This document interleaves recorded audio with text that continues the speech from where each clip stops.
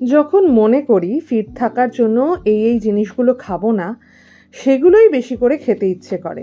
গরম জল কফি দিয়ে তো খেয়ে নিয়েছি এবং এক্সারসাইজও করে নিয়েছি আজকে।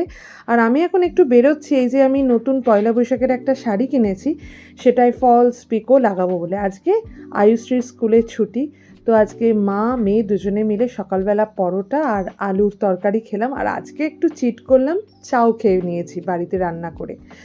আর এবার আমরা সন্ধেবেলায় আবার হাঁটতে বেরিয়েছি। আজকে কিন্তু কিছু খাবো না বাইরে, মানে আমি এমনিতেও খাই না, ফুচকা ওদের থেকে দু একটা খাই। আজকে আমি বিরিয়ানি রান্না করেছি। আসলে রবিবার দিন একটু মাটন আনা হয়েছিল, সেই মাটনের চর্বিটা ছিল আর চিকেন ছিল।